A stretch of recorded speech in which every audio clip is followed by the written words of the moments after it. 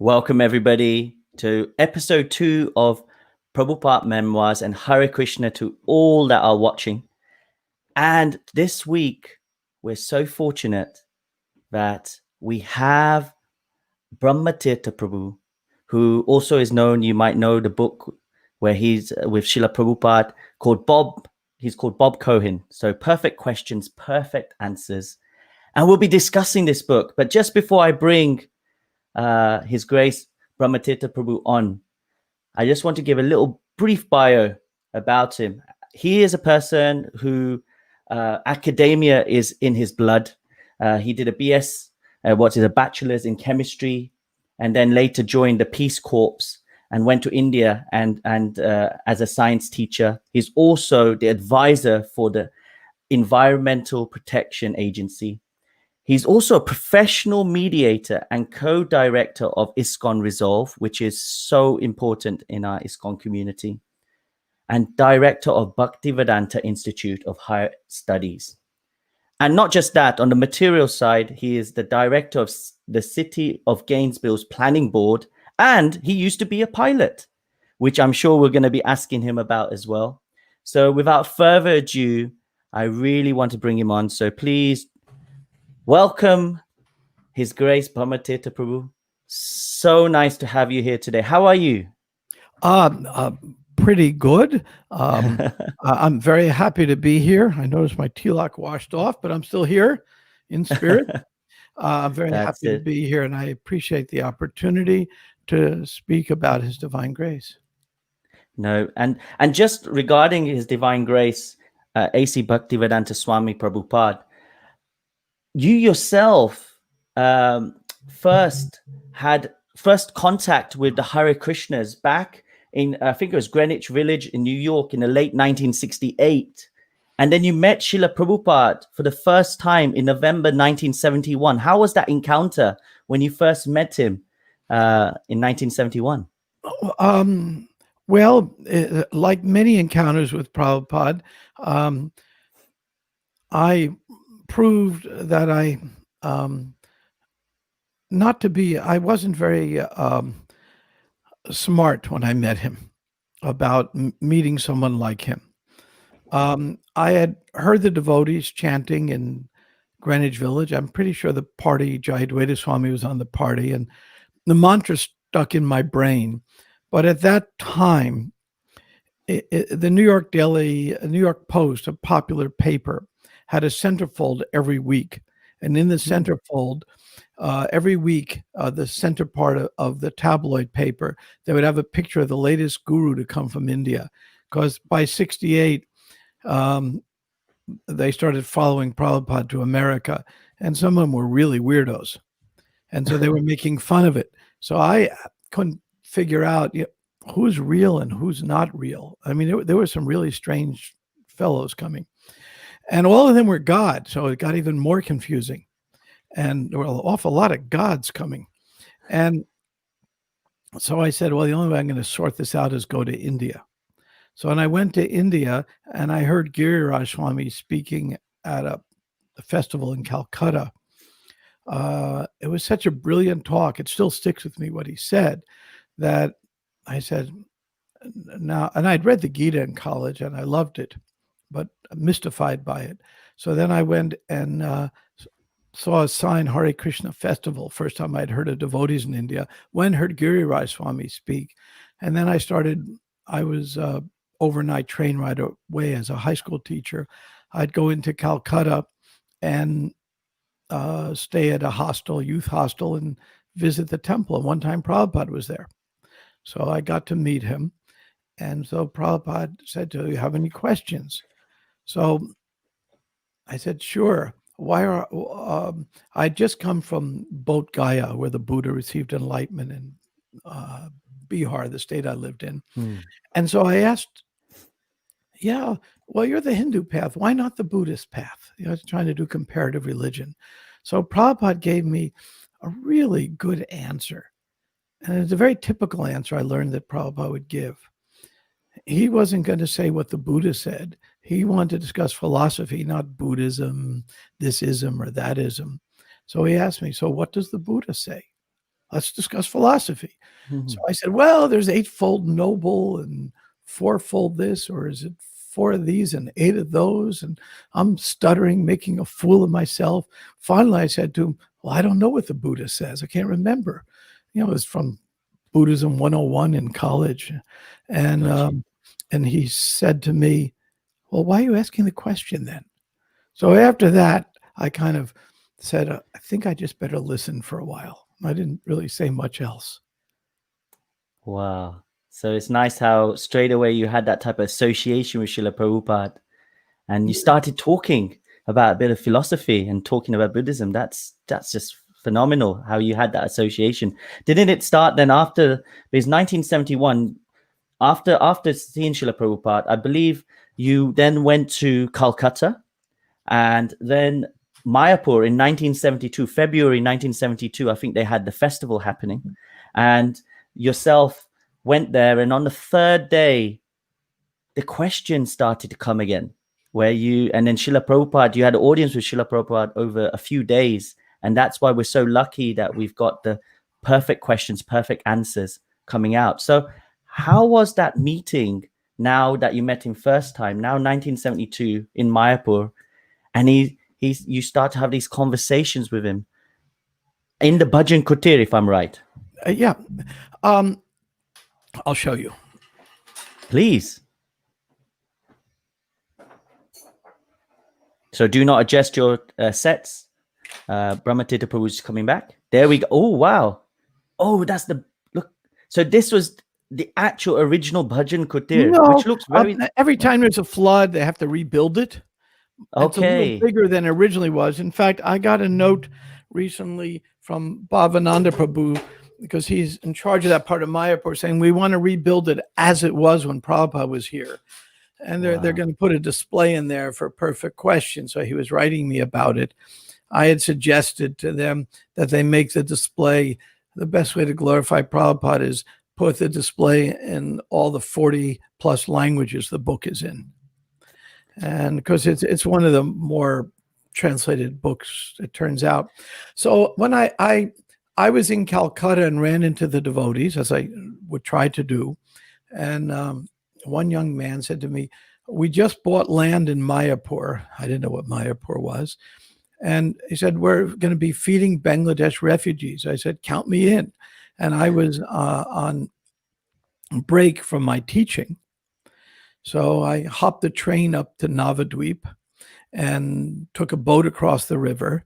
And Tejas met me there. He happened to see me coming. And I was the only guest at the first Mayapur festival. There were 70 devotees living in tents. There was no facility at all. Wow. Prabhupada had his Bhajan Kutir, and one English-speaking guest showed up, me. So Tejas had been in the Peace Corps himself in India, in South India. So we hit it off right away, and I started assuming some service that I came for, feed the Bangladesh refugees. It was only a few months after the war between India and Pakistan, and Bangladesh had become its own country from East Pakistan and all that. So there was quite a refugee crisis. And devotees were serving out unlimited khichdi. So I said, this is cool. And then he said to me, would you like to see Prabhupada? And I was a little hesitant because the first time I met Prabhupada, I put my foot in my mouth and started chewing. And he said, well, you ought to. I said, okay, I mean, I'd like to, but I didn't want to start chewing on my foot again. So I was invited to see Prabhupada. The first conversation wasn't recorded, unfortunately. But Prabhupada asked about me, what I do. And I was one of the rare people my age in India who wasn't a hippie.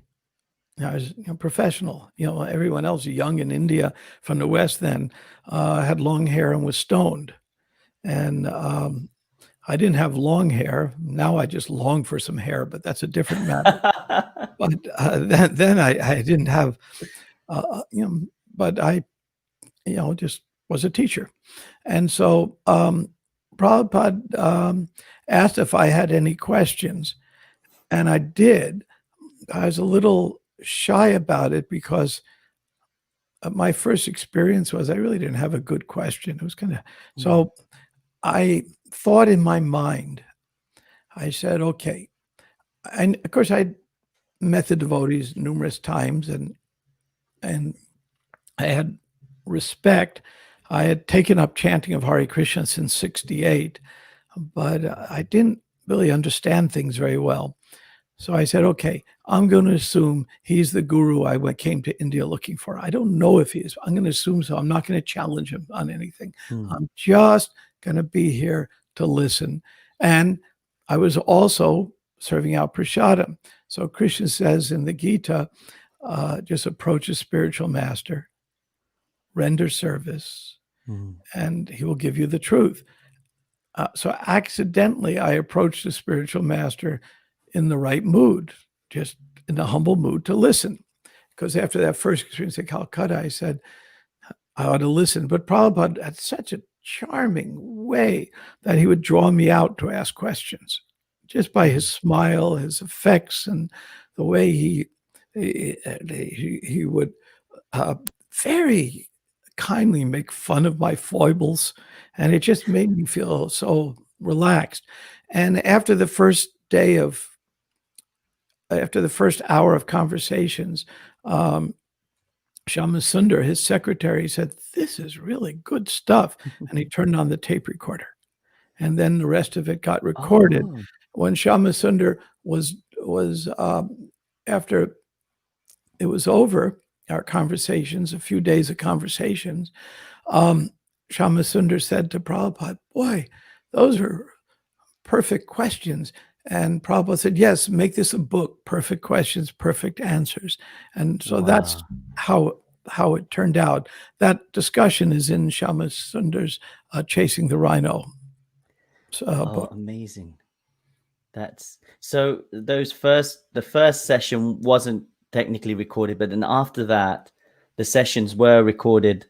And before we go into the book itself, because I just wanted to read to the viewers a very nice response that Srila Prabhupada sent to yourself, which was, my dear Bob, please accept my blessings. I thank you very much for your letter dated June 12, 1972. I have noted the sentiments expressed therein with great pleasure. I am very glad to hear that you are associating with us. I know that you are very good boy, very intelligent, and your behavior is gentle. So I have all confidence that very quickly Krishna will bestow all his blessings upon you, and you will feel yourself becoming perfectly happy in Krishna consciousness. Any man with good scientific and philosophical mind, like your good self, must first appreciate what transcendental knowledge is. To get knowledge is the first item for anyone who is hoping to find the perfection of his life. Then he says, we are just now typing up the tapes of those conversations we held in Mayapur, and we shall be publishing them as a book. It will be called Perfect Questions, Perfect Answers. I shall be very much gladdened to meet you in New York once again. Your ever well-wisher, A.C. Bhaktivedanta Swami Prabhupada. Prabhupada ki jai. So that was such a beautiful letter. When you received this letter, could you, if you don't mind, if it's okay, to share some of the points that you were writing to him and then he responded back, and then how you felt about receiving this letter from His Divine Grace? Well, I'm going to turn to the letter myself. Yes.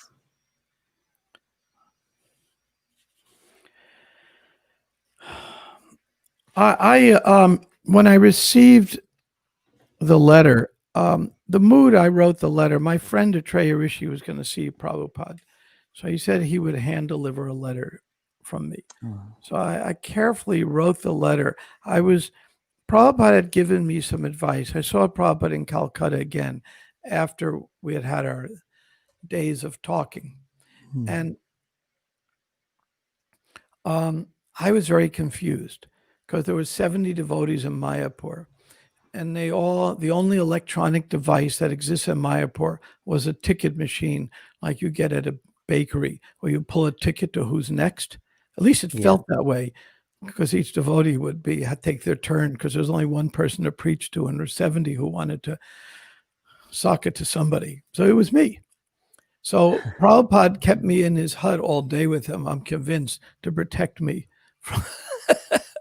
There were a lot of nice devotees there, Yadabara, Giriraj Swami, and others, just wonderful people, and Malati, and I had a special interaction with Yamuna. But I didn't know who was a devotee for 2 weeks and who was a devotee at that time, maybe up to 5 years, hardly anybody longer. I had no idea. I couldn't tell. They all looked the same. Funny marks on their head and funny clothes, and they all looked the same to me. So some of them would come up to me and say, "This is what you must do." And there were piles of should. There was so much should, it was built up to my neck. And I had no idea what I ought to do. So when I was back in Calcutta after the Mayapur meeting, I ran to Prabhupada again. I asked, what do I do? Because I just wanted to understand how to advance. So Prabhupada had said to me, first comes knowledge, then comes austerity. Because many devotees preach, well, the only way you're ever going to understand this is to get up at 2 a.m. Or the only way is to offer your food. Or the only way is to do this. Because each of them were saying what their own austerity was to help them advance. But it's not one size fits all. And that's always been a problem in our movement. Sometimes we believe it's one size fits all, and it's not. The fundamental siddhanta is the same for everyone. There's a regulative principle, 16 rounds. I mean, the general siddhanta is the same, but each of us has our own nature. So I asked Prabhupada what to do, and he gave me the most brilliant of advice, and that is just associate with devotees, who I can trust, and the rest will come automatically. So I've always taken that as my mantra for the last half a century. And so I wanted to let Prabhupada know, I wrote him, that I'm doing what he asked me to do. And I'm really enjoying the company I have of these devotees, that it means a lot to me, what he wrote to me. So then I just wanted him to know that. And I wanted to offer some grateful appreciation, because he gave me so much time. In the early days of the movement, any devotee could walk in and just see Prabhupada. I was probably the last devotee who got days of Prabhupada's time. After that, the movement was too big, and Prabhupada had to, as you might say, be in somewhat of a bubble, because how could he deal with 10,000 people? And he was depending on his senior people to become his arms and legs and ears and eyes for things. So I just wanted to express gratefulness to him. And he wrote me back when I received that letter. Certainly tears came to my eyes, because he just was, the letter was so touching right to the heart. And that was Prabhupada's way. It was, we pray in the pranam protest, Prabhupada nirvisesa sunyavadi. If somebody asks me, I get asked this question, well, tell me something about Prabhupada. I can say he was an absolute personalist. An absolute personalist. That's amazing. Absolute personalist. And it's amazing to see that in these days, technology is there, that we have email, we have phones, we have WhatsApp messages. In those days, most of these things did not exist, but still he had this ability, like the letters that you were getting, of staying so personal. And on that basis, when you were having correspondence with Srila Prabhupada, how often how many messages did you have with him where you would write a letter and see? Because I know you did quite a few services as well. Yeah, that was the only letter I wrote Prabhupada. I felt I just had, I guess I could have, but I felt that I knew what Prabhupada told me to do. And I just didn't really see a need to write him, though I saw Prabhupada. I would see him all the time. In fact, when he'd come to New York, the only cars in New York Temple had is old New York police cars. that were just all smashed up. They'd buy at auction. And then they'd register it in Virginia because they didn't require insurance because there was no money. And so they had no car to pick them up. So my uncle had a Lincoln. So I would borrow the Lincoln, polish it up, and try and pick up Prabhupada at the airport. So I got to see him various times. And sometimes we'd have a little bit of a conversation. So that was sufficient for me. Of course, now I regret I didn't write him more, but I felt that he had given me my instructions. I could get to talk to him sometimes. And there was a lot more, I felt there was a lot more important things for him to do. Yeah. I knew what I was supposed to do. Fantastic. And if I could bring it back to now, we're coming back to Mayapur, and we're in the Bhajan Kutir, and we've started now the recordings of the Perfect Question, Perfect Answers. And this book itself is, I know for a fact, even for myself, this was one of the first books that I came in contact with, being a person that had certain questions, and the way you eloquently asked those questions and the answers that came, I just felt like, wow, this is so convincing. So I want to say personal thank you to you, Brahmatirtha Prabhu, for actually getting this started, because I know for a fact that a lot of universities, a lot of institutions have utilized this book. And even on Harinam book distribution, I've been listening to some of the talks from some of the science people that you talk to, and they say, this is the book I've seen, or this is the book that was distributed to me.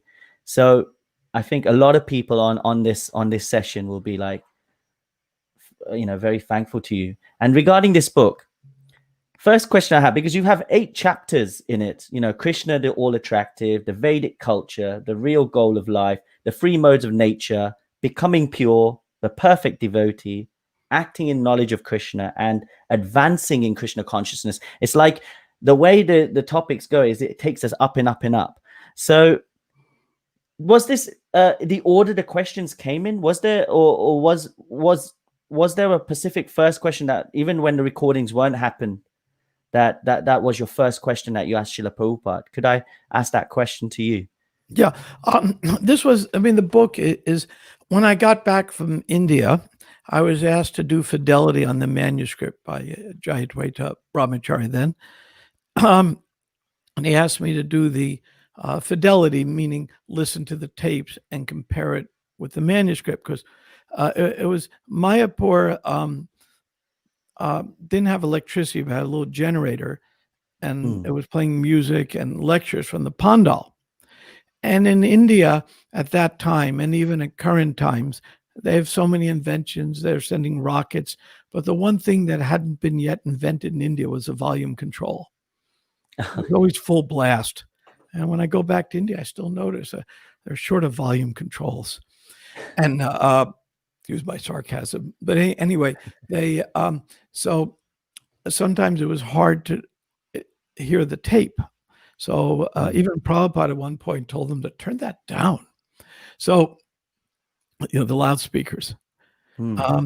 So I took the manuscript and I listened to it against a tape as my first service. And the manuscript, I still have it. The manuscript that Jayadvaita Swami handed me was 108 pages. I immediately noticed that was auspicious. Wow. So what was the question again? I digressed here. Your first question. So when you did meet Divine Grace, the first question, Prabhupada asked about what I'm doing. So I explained that I'm a scientist and I'm training high school teachers for the state of Bihar Department of Education at a grand salary of a few hundred rupees a month. And so then we started discussing a little bit about science. And then when the first recorded conversation begins, it begins with some discussion, follow-up discussion of what is not basically epistemology. Prabhupada introduced the topic of epistemology to me. I probably didn't even know. I knew the term, but I didn't. I don't think some will know the term. What does epistemology mean? The theory of knowledge, how you know what you know. Okay. And in the Gita, of course, there's an epistemology is offered of how we know what we know, and that's a critical question to us. And it was a critical question to me. How do I know what I know? And so Prabhupada began in the non-recorded with epistemology, and the book begins with a further discussion of epistemology. And then Prabhupada said, if you really don't know, if all you're doing is saying how you mix together chemicals and make an effervescent, that doesn't really take you anywhere. It's just basically it's just technocrat knowledge. It's not real knowledge, and that real knowledge requires to know where the chemicals come from. So he was trying to take me into the areas of epistemology and ontology, which is a source of being, so the source of knowledge, a source of being. Taking me into teleology without using that term in particular. Teleology being, is there purpose in the world? Is there or isn't there? So he was taking me basically through a course in philosophy. Of course, I didn't think of it in those terms then, but that's actually what happened. Wow. So I'm also conscious that we're getting a lot of comments coming through just about your book that I'm sharing as you're speaking. And we had an auspicious number of people on, what was 108 from the different channels. So I think thank you everybody for those that did come on. And anybody that has a question specifically to do with these early times of Brahmatirtha Prabhu and Srila Prabhupada, please do ask them. And then I will try and bring them up. And as the conversation's progressing, it'd be really nice to hear these points. And I do see the chat window open here. Excellent. Yes. And then what I can do is I can put some of them up as well as we're talking.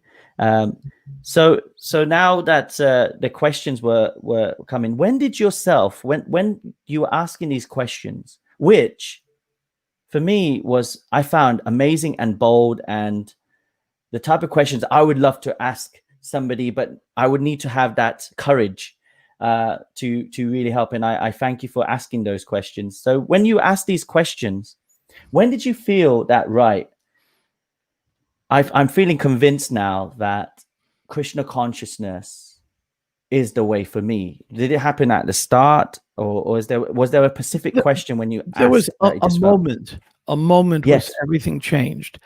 And that moment was induced by one of the most wonderful people I ever met on the planet. And that was Yamuna Devi, who everyone knows sings the Govinda prayers every morning. And Yamuna had this combination of heart and head, very smart. But every time she spoke, her heart was in her words. So after my second day of conversations with Prabhupada, it was Gaur Purnima Day. It was a full moon, clear sky. You know, it's February in India. It's clear sky time, dry season, and there was Yamuna came to see me and walked up to me, and with tears in her eyes, and her tears were glowing in the moonlight. And her tears, she said, "You are so fortunate. Prabhupada's giving you all his time every day. You're the most fortunate person around. You are so fortunate to get all this time with Prabhupada." She basically loved bomb me, we call it. And after that, something in me changed. And so I went into the field behind the pandal, and I just collapsed on the ground and did something unusual for me. Just started crying hysterically because I was scared to be a devotee. And I was very scared of it. She basically captured my heart. I knew what was happening because my whole approach was to approach Prabhupada theoretically. Ask this question, ask that. And then I'd think about it. I'm a ponderer, or something like that. So then the next day, Prabhupada called me in to see him, and we're chatting, and it's getting a little personal. Prabhupada says, he asked me if I follow the principles, and I embarrassingly say, well, try to follow at least one of them. And Prabhupada then said, you have to live with us. Then your friends will not ask you, what about marijuana? Because my other Peace Corps friends, they were quite the stoners. And I had my experience, so I wasn't opposed to it, but I really didn't like it anymore. It was like weakening my brain. I knew it. I didn't know what to do about it. And so Prabhupada was talking to me about if you don't undergo voluntary austerity, you're forced to undergo some austerity, Shama Sundar said. And Prabhupada said, that is different between man and animal. An animal cannot accept austerity voluntarily, but a man can. So basically, Prabhupada was saying you ought to take up a little austerity here and try to understand it better. So then at that point, Prabhupada said, this is like the ass. You sit on the back of the ass and hold a morsel of grass in front of his face. The ass is thinking, let me go forward a little. I shall get the grass. But of course, he keeps going forward. So that is assism. So Prabhupada basically was saying, are you going to be an ass? At that point, and Yamuna's image from the night before came to my mind, and I realized, my God, this isn't theoretical anymore. It's about me.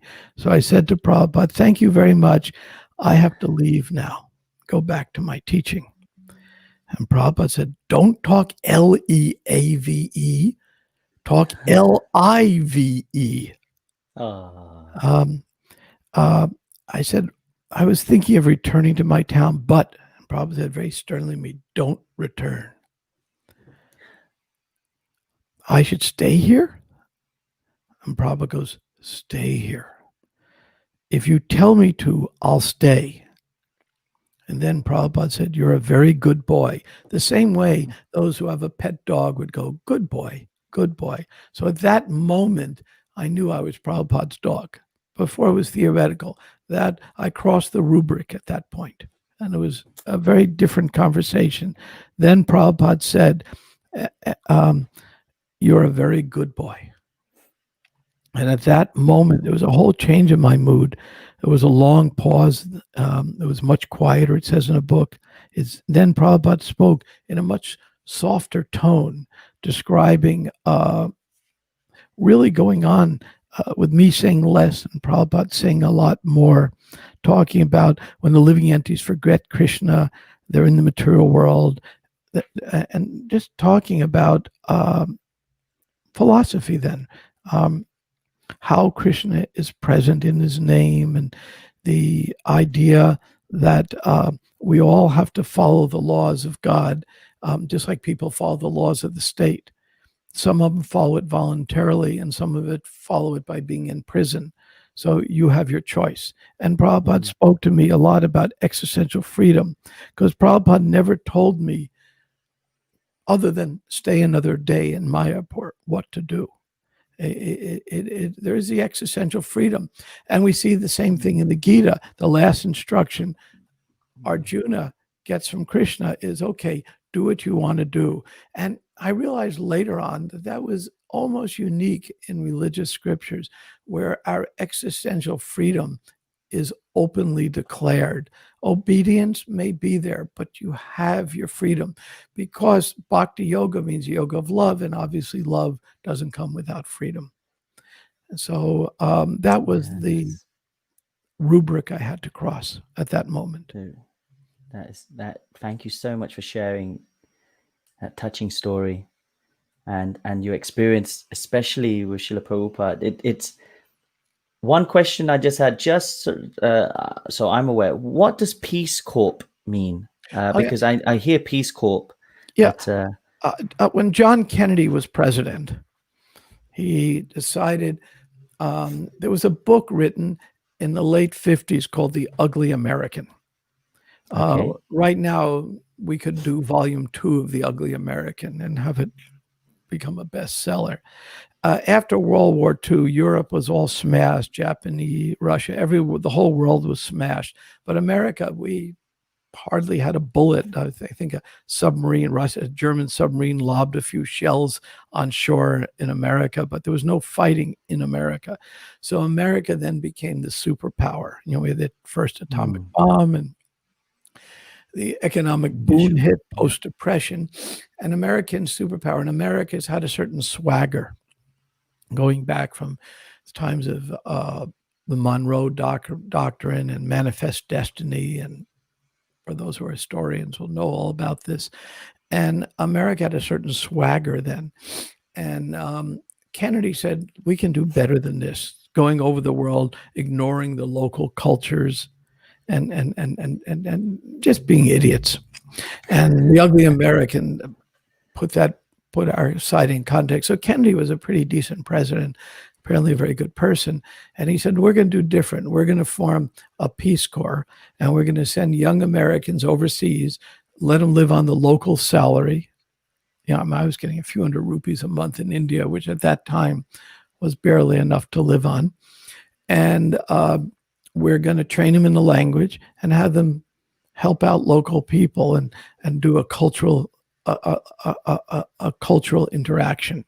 So the Peace Corps was in 100 countries. It was very hard to get in the Peace Corps, but very easy to get India. So when I applied to the Peace Corps, and Peace Corps still exists, I requested, put my first, second, and third choice of countries as India. So once I got in, India was one of the least popular destinations. You can go to Jamaica and Fiji and these exotic places, and India was very austere. And then, so when I got in, they said, oh yeah, you want India? You got it. And the only place I would have gone was India, because I wanted to go since I was a boy. Then I went to India. They assigned me the most austere place in India, which was Bihar state, which is considered at that time and currently kind of a state with many problems. And then when I got to Bihar, they assigned me to the most austere assignment in Bihar, which is South Bihar, now Jharkhand state, in Chaibasa. So Krishna gave me the perfect assignment for me in India, because it was the closest assignment, all the Peace Corps, to Calcutta. So I could just go there, and that's how I met Prabhupada. And it was so awesome. It was such a difficult assignment that there's no way I'd get too attached to it. So I really wanted to go to India, but I wasn't going to get really attached of wanting to stay there.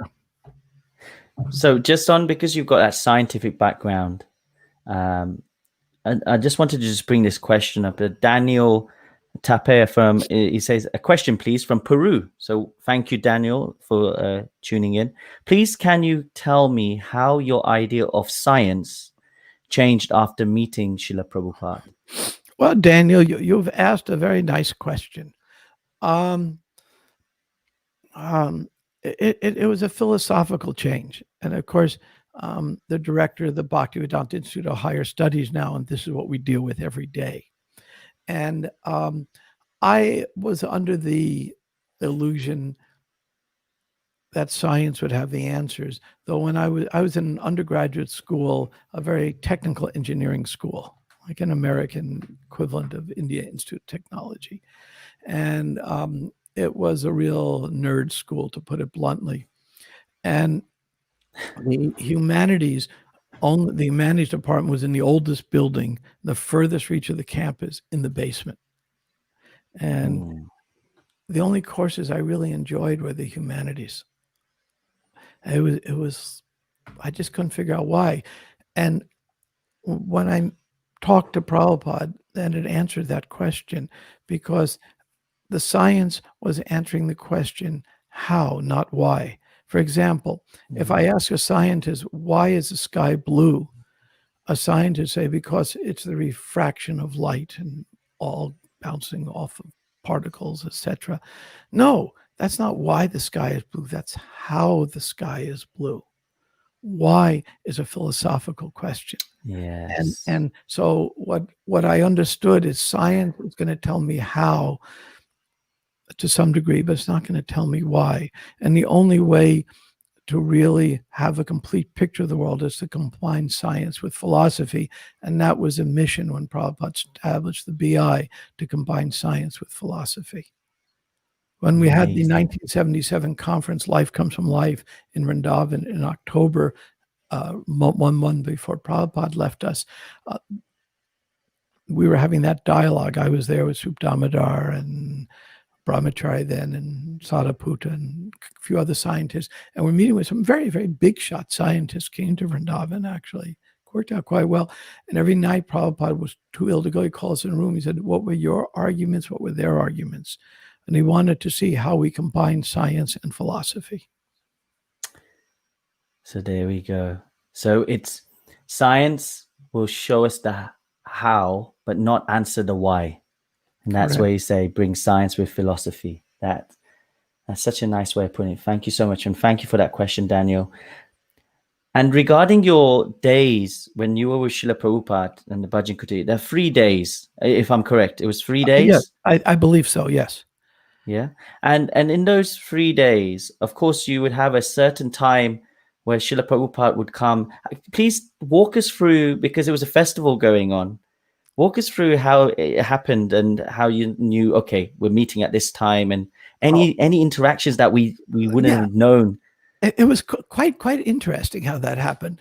I would be doing my duty. I'm pretty good at doing what I'm supposed to do that way. So my duty, I was, there. I said I'll volunteer. So I was serving out kitri to, thousands of refugees. It was quite a terrible situation after that war, and we were right by the Bangladesh border.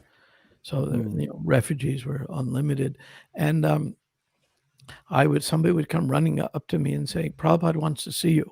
I'll be several times a day. And I said, oh, I can't. This is my place in line. And he said, just go. Somebody will cover you. So then I'd walk in and see Prabhupada, and I'd sit down at his feet. And I don't think I offered obeisances then. I didn't quite know all these things, but I would sit, and I intuitively didn't look.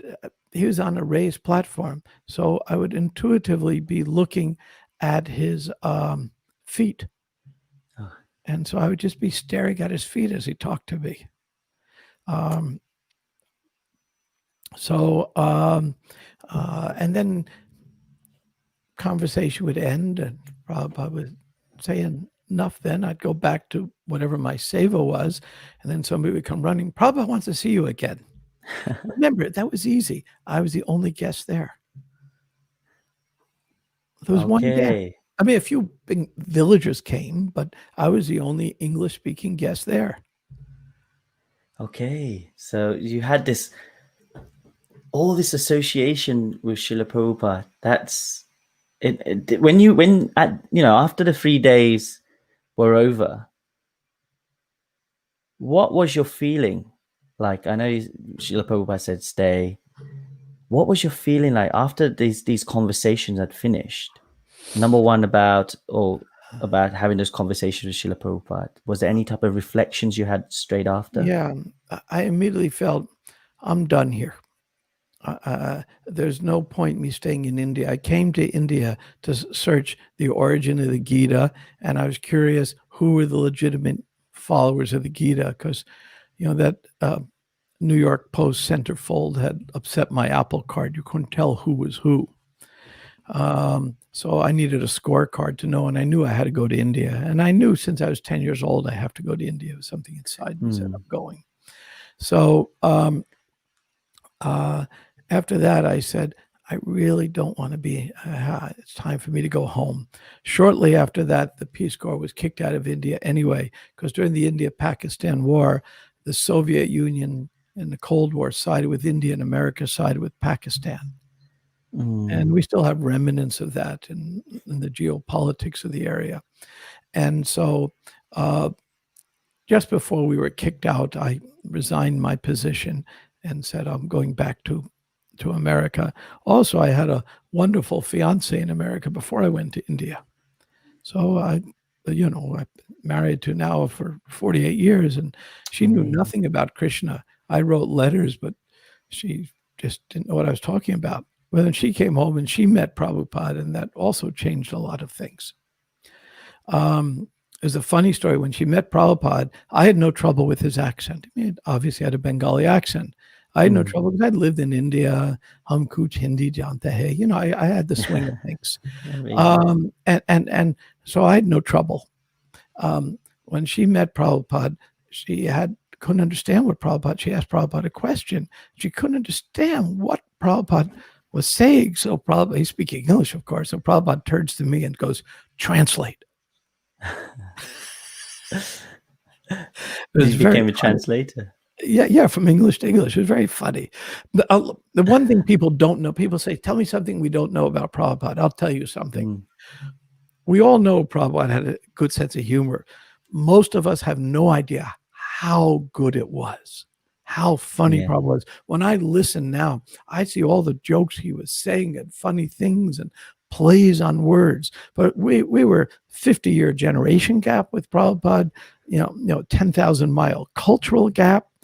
And a lot of times we just didn't get it. But Prabhupada was very funny, very relaxed, and it was very easy to be with Prabhupada. We had all this awe and reverence, of course, which we should have. But the Prabhupada I knew was just someone you just wanted to be with. Wow. Yeah, it And I was just really, truly like a well-wishing friend. Not that the friend in any sense of equal, but he just, a well-wishing friend. He wanted to do good things for everybody's with. And I would watch him with others with just awe. That time I understood this is an extraordinary person, something special. And I had some other experiences with some other yogis in India, and they were horribly disappointing, just, shocking to me, actually. wow. No, thank you so much for sharing. And I just want to just highlight a comment. I put it up before, but I think it's so important. Kamea Mataji saying, "This is my first time hearing Brahmatirtha Prabhu speaking. What a wonderfully humble and gentle personality. He is like the uncle that everybody dreams of having. And thanks to Srila Prabhupada, he in fact is the spiritual uncle of every one of Prabhupada's grandchildren." So thank you so much.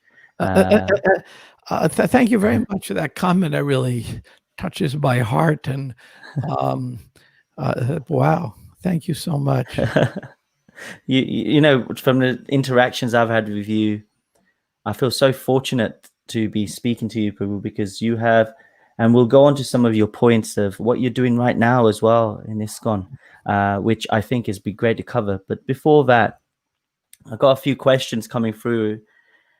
This is from Ami Anand, and she says, Hare Krishna, after having such an amazing interaction with Srila Prabhupada, what would your advice be to anyone in science now?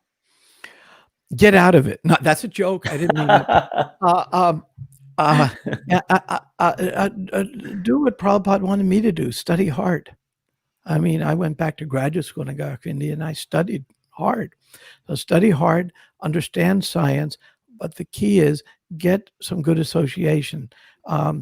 I urge anyone who's interested in that to get involved in the Bhaktivedanta Institute. We have sanghas every week, one for physicists, one for biologists, one for cosmologists. And we did a conference a year and a half ago, following an instruction Prabhupada gave in the mid-70s. In a letter to the GBC, he said, send me all of your PhDs. We're starting a Bhaktivedanta Institute. All 5 PhDs showed up. And that was it. We did that. So we said, okay, this is what Prabhupada instructed. We're going to do it again. So we did a conference right here in Gainesville, Florida. And we had 400 people show up opening night, including 50 devotee PhDs from all over the world, from Russia, from Australia, South America, India, Europe. So from virtually every continent, we had devotees come. We had a really wonderful 3-day conference on consciousness in science, because that's the real issue. Life comes from life, is conscious in science. Yeah. The hard problem of physics, according to the philosopher David Chalmers, is simply, what is consciousness? That's the hard problem. And that's the modern terminology for life comes from life. So a devotee who's studying science, study it hard, know it well, and associate with the BI. You can put out my email address if you want out there, and Please. someone could write me. I can put it on. And I will write me, and I will share that email address with Prishni Dasi, one of our BI directors and our corresponding secretary. And our first newsletter is coming out in about 2 weeks. We have a Fantastic. webpage And that's now. I can put it up for you, Prabhu. I'm just wondering, is this the one with the edu at the end? Yes, So it I is. put it right. It is. Okay. So I'm creating that now. And you can I'll put in here, I'll put the web page down for BI. Now there are other BI here. Let's add it now, and then posted. I'll put that on for you as well. There are Fantastic. other BI groups. We invited all the BI groups. BI kind of splintered just due to how things work. So we invited all to our conference, and we try to work cooperatively with other groups that do BI work. We pretty much are probably the most active, but a lot of devotees who under the banner of BI are doing some nice work all over the world. So somebody can work with us, can work with another group. If somebody writes us and their interest is college preaching in India, I'll put them in touch with, for example, some of Sri Damodar Maharaj's followers who are really doing wonderful work that way. Fantastic. So just so everybody, I put it on. So if you want to email, please email Prabhu. It's at bobcohen@ivs.edu, and also check out their website, which is www.bihstudies.org. So these are the two. So Bhaktivedanta Institute for Higher Studies. That was Prabhupada's original name for the BI. Also, the IVS stands for the Institute for Vaishnava Studies. We've been publishing books for years, and we've recently brought all of Sadaputa's books back into print, and it's on Amazon under Richard L. Thompson. So all of his books are in print, and we're in negotiations with Motilal now for them to continue. They've carried it in the past, all of Sadaputa's books in India. And Sadaputa's books are available on the Indian version of Amazon too. So please check these out. And I'm going to keep this scrolling so everybody can see. We have a few minutes left. So any other questions coming in, please do message in. This is your opportunity to get the association of Brahmatirtha Prabhu right now. And we've had another, just a comment saying, such a beautiful opportunity for us to hear about Srila Prabhupada Leela from you. We are so fortunate to hear from you personally. Thank you, Mayapur TV. So that's, thank you, Meera, for sharing. And then also, I'm just going to go down. Okay, well, I'm just checking this question. But before I do, I just wanted to ask you, Prabhu, regarding your services, because you are a professional mediator. And like I mentioned, a co-director of ISKCON Resolve, and also the director of Bhaktivedanta Institute for Higher Studies. Was Srila Prabhupada, did he impact you on actually, when you came into these type of services, because you're doing this for in ISKCON, was Srila Prabhupada influential on those services that you're doing? Well, was there any type of instruction? Yeah, excuse me. The last thing I did I saw Prabhupada was right before he left, was at the Life Comes from Life conference. I was one of the scientists that was there. So I knew how important this was to Prabhupada. And then Sadaputta and I became fast friends, up until the moment he passed on. And my involvement with the BI was mostly to assist him because he had the real brain. But I had some organizational ability, so I could help him with certain things. When he passed on, it was just a big void for me. And then some of us got together, his friends from this area, and we decided to get his books back in print, and the late Yamaraj dedicated that till his dying breath. And then from that, we just kind of morphed into a BI. The ISKCON Resolve, the very first time I saw Prabhupada in Calcutta, there was a dispute going on in the back of the room. Two devotees were arguing. And I thought, the devotees I'd met, of course, devotees explained that Prabhupada was Jagat Guru, blah, blah, blah. Just as devotees would present.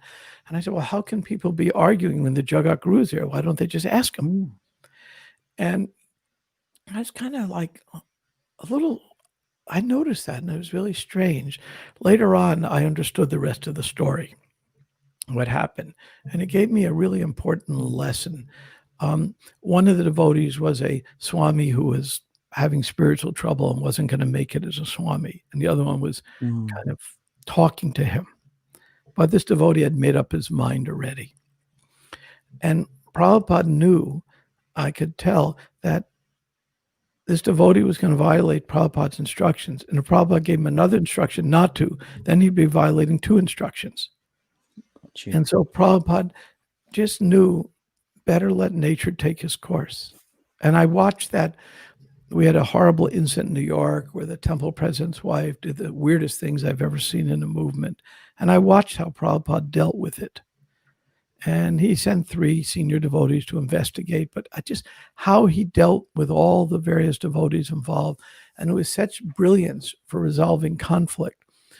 Then later on, when ISKCON Resolve began, I realized I had a chance to do something that was bothering me for decades, and that was Samadarshana. As devotees, we all believe in Samadarshana, but we have so many dichotomies, us and the karmis, this and that. And I wanted Prabhupada to explain to me the higher vision of seeing Krishna within everyone.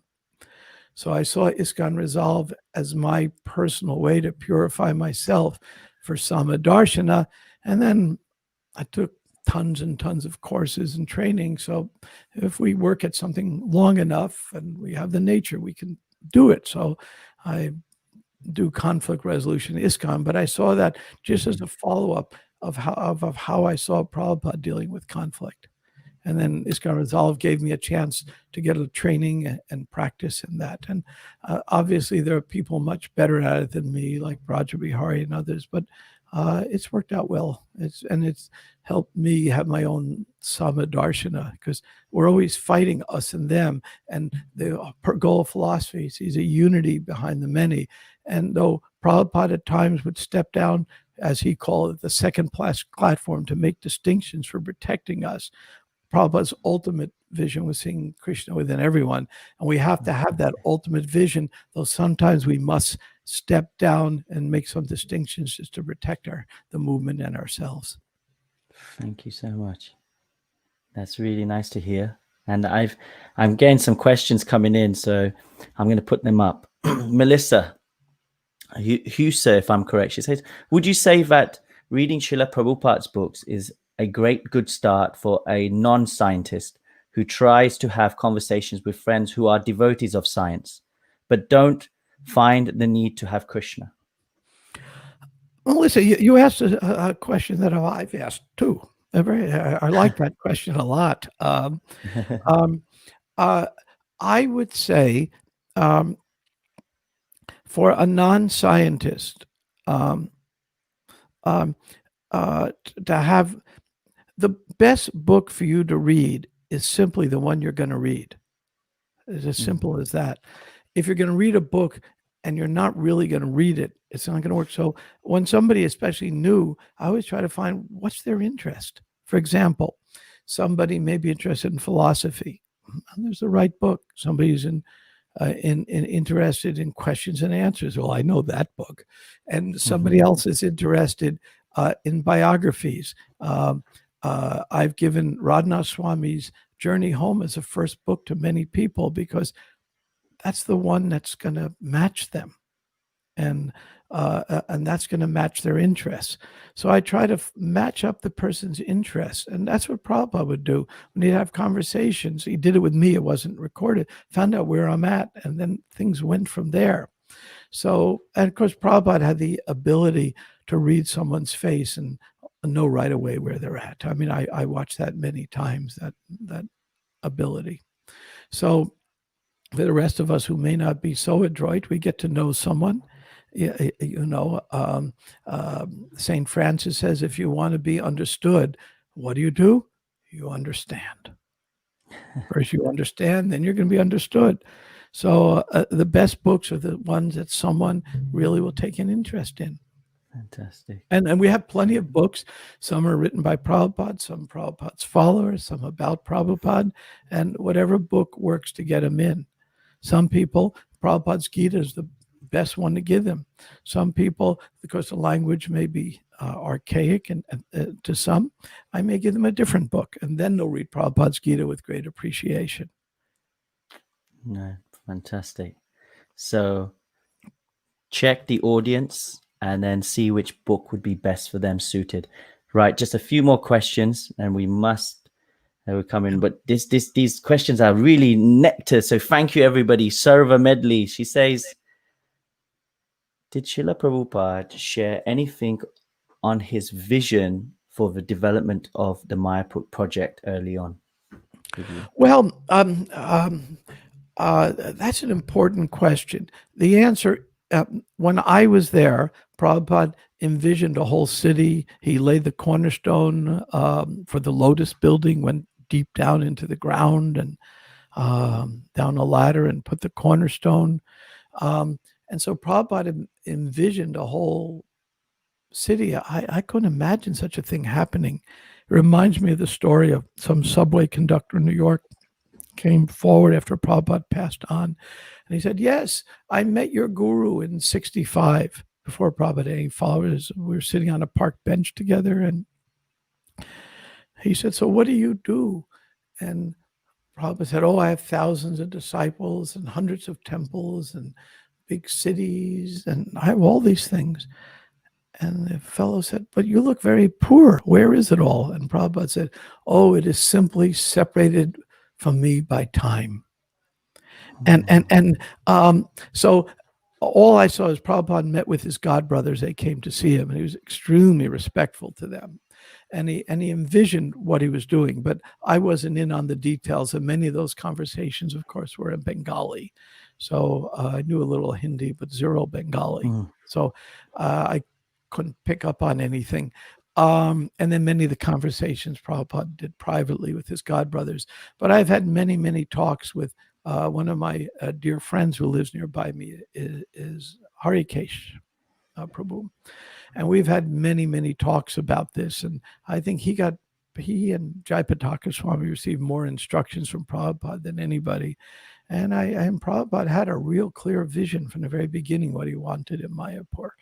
Our master planning, I suspect, has not always followed it strictly, but he certainly wanted a grand temple, and he certainly wanted to become a place of pilgrimage, and Prabhupada has succeeded. When I went to the Mayapur festival, there was one guest. Now at Gaur Purnima, typically 1 million, and the governor sometimes comes in by helicopter, and you have the picture. Yes. No, thank you. I've just got a lovely message from Sham Gopika Devidasi. She said, Hare Krishna Prabhu, thank you so much for this beautiful katha. Indeed, it was amazing to hear your personal realizations with Prabhupada. We would love to see you again in Mayapur. I would like to ask that after you visited Mayapur for the first time, when did you come to Mayapur again? And can I just extend that question to when are you planning, if hopefully with this coronavirus goes down, to go again? So when was the first time after Srila Prabhupada? And then when are you going to come again? Yeah, I went to Mayapur in the mid-'80s, and I couldn't believe what I saw.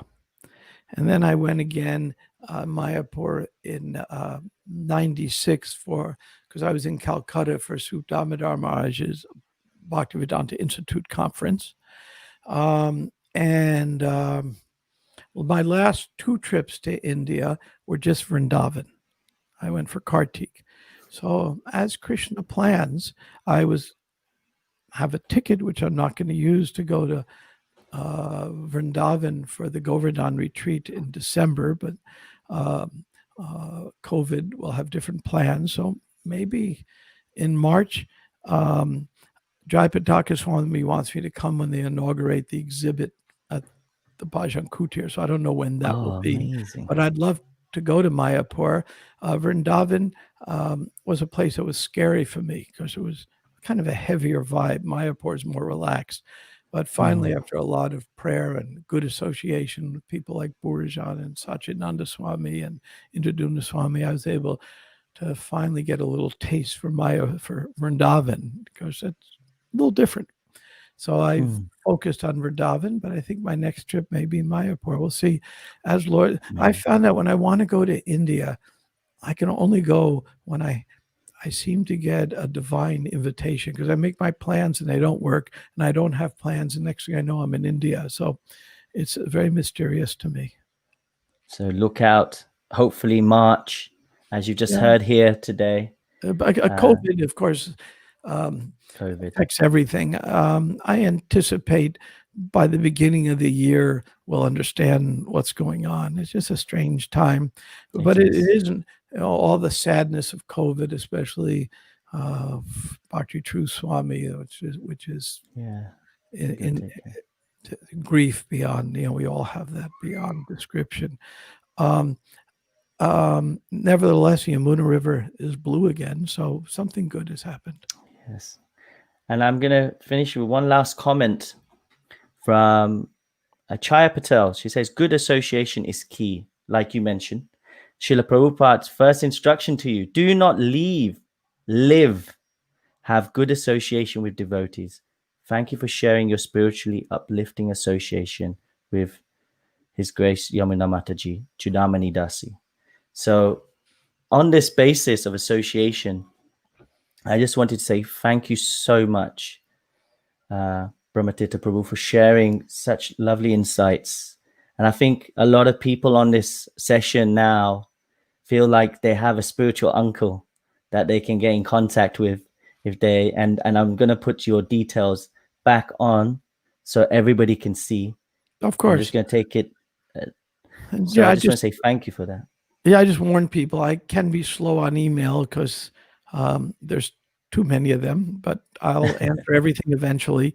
On that point of association, Bhakti True Swami gave a wonderful class maybe a year ago, and in it he said why he is so loyal to ISKCON. Now, any of us who have been in ISKCON a half a century have what I call a Purple Heart. Purple Heart's the medal given to soldiers in America who are wounded in combat. So none of us have been in ISKCON, for a half a century that don't have a series of Purple Hearts. It's just the nature of the Yuga. I mean, all these things happen. But we're all, Bhakti True put it this way, it's just ISKCON is what Prabhupada wanted us to be in.